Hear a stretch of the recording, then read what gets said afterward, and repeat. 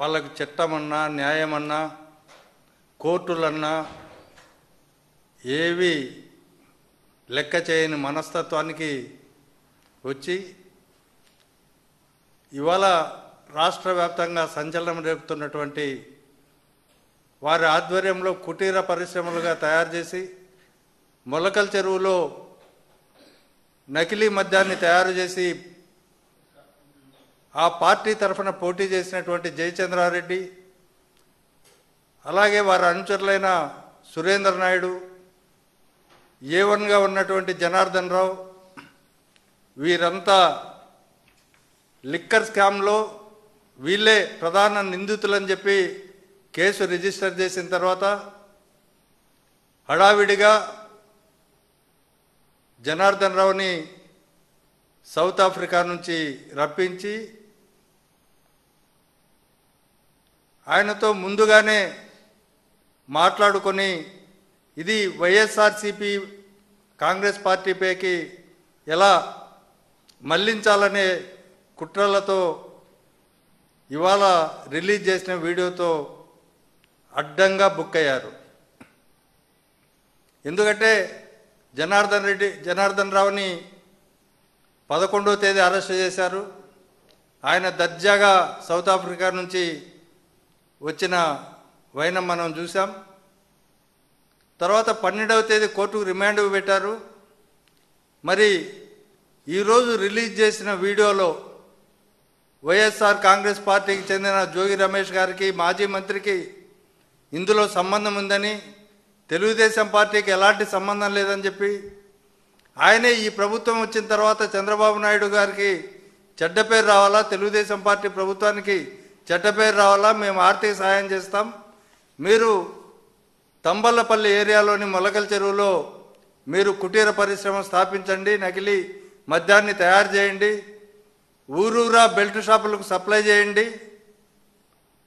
అని చెప్పినట్లు, తర్వాత అక్కడంతా ఈ గుట్టు రట్టయిన తర్వాత పోలీసులు కేసు రిజిస్టర్ చేసిన తర్వాత ఇబ్రహీంపట్నం కూడా అది వ్యాపిస్తే ఇబ్రహీంపట్నంలో నకిలీ మద్యం పట్టుబడిన సందర్భంలో ఆయనే జోగి రమేష్ గారే ఆ నకిలీ మద్యాన్ని ఇబ్రహీంపట్నంలో పెట్టమని గోడౌన్లో చెప్పినట్టు,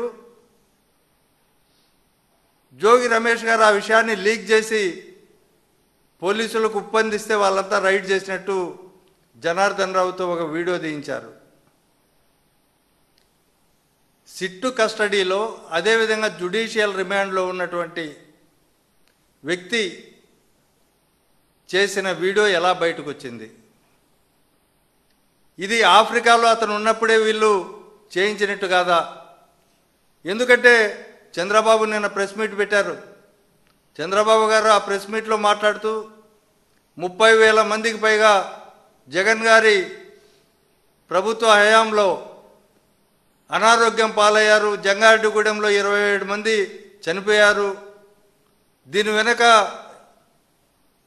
కుట్ర రాజకీయం నడుస్తుంది, ఇవాళ మేము ఎవరైనా నిందితులను పట్టుకుంటాం, కానీ ఈ కుట్రలో వాస్తవాలు త్వరలో తెలుస్తాయి, నిన్ననే చూచాయిగా చెప్పేశాడు.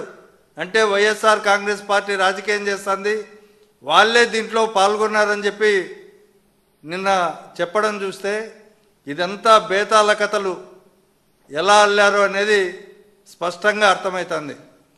ఇప్పుడు ఏదైతే లిక్కర్ స్కామ్ అనేది రాష్ట్రంలో వైఎస్ఆర్సీపీ వాళ్ళని టార్గెట్ చేసి ఎఫ్ఐఆర్లో ఎవరి పేరు లేకుండా తమ వ్యక్తులు అంటే వైఎస్ఆర్సీపీకి సంబంధించిన నాయకులు ఎవరైతే అగ్రనేతలు ఉన్నారో వాళ్ళందరినీ ఈ కేసులో ఇరికించాలని చెప్పి తప్పుడు నేర వాంగ్మూలాలు తీసుకొని ఎలాగైతే చేశారో, అది ఎలా కోర్టులో బెడిసి కొట్టిందో, అది ఎలా కేసు తేలిపోయిందో దీన్ని చూసి జీర్ణించుకోలేక ఇవాళ తెలుగుదేశం పార్టీలో ఈ 16 నెలలుగా జరుగుతున్నటువంటి ఈ కుంభకోణాన్ని బయటకు వస్తే తెలుగుదేశం పార్టీ నామ రూపాలు లేకుండా పోతుందనే ఉద్దేశంతో ఈ నకిలీ మద్య విషయంలో రాజకీయ కుట్రకోణం ఉందని చెప్పి దానికి సంబంధించిన విషయాలు మున్ముందు నేను తెలియజేస్తానని చెప్పి చంద్రబాబు గారు ప్రెస్ మీట్ పెట్టి వీర విధేయులతో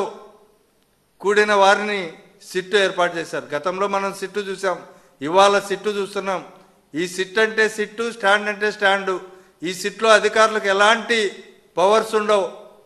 రాజకీయ నాయకులు తెలుగుదేశం పార్టీ కేంద్ర కార్యాలయం నుంచి ఏవైతే ఆదేశాలు ఇస్తారో ఆ ఆదేశాలను అమలు చేసేదానికి మాత్రం వీళ్ళు సిద్ధంగా ఉంటారు. అందుకనే జనార్దన్ రావు ద్వారా ఇవాళ జోగి రమేష్ గారికి బురద అంటించాలని ప్రయత్నం చేస్తున్నారు. మీ ఆటలైతే ఇవి సాగవు. దానికి సబ్స్టాన్షియేట్గా సాక్ష్యాలు ఇవన్నీ ఉండాలా. ఇవన్నీ డైవర్షన్ పాలిటిక్స్లో భాగంగా. ఎందుకంటే ఇవాళ వైఎస్ఆర్సీపీ రాష్ట్ర వ్యాప్తంగా రణబేరి కార్యక్రమం ఈ మద్యం కుంభకోణానికి వ్యతిరేకంగా ఇవాళ చేస్తే రాష్ట్ర వ్యాప్తంగా ప్రజలు ఉవ్వెత్తున దీంట్లో పాల్గొనడం జరిగింది. దీన్ని రాష్ట్ర వ్యాప్తంగా ప్రజలు చేదరించుకుంటుంటే దీన్ని ఎలాగలాగా డైవర్ట్ చేయాలనే ఉద్దేశంతో ఇవాళ జనార్దన్ రావుతో ఈ కట్టుకథలు అల్లించారు. ఈ రాష్ట్రంలో అందరికీ తెలుసు, ఈ ప్రభుత్వం వచ్చిన తర్వాత అన్ని తెలుగుదేశం వాళ్ళవే షాపులన్నీ 75,000కు పైగా బెల్ట్ షాపులు పెట్టారు ఈ రాష్ట్రంలో. 75,000 బెల్ట్ షాపుల్లో ఊరూరా మళ్ళీ ఆ బెల్ట్ షాపులకు 1,00,000 నుంచి దాదాపు 9 లక్షల వరకు వేలం పాటలు పాడిన సంగతి కూడా తెలుసు.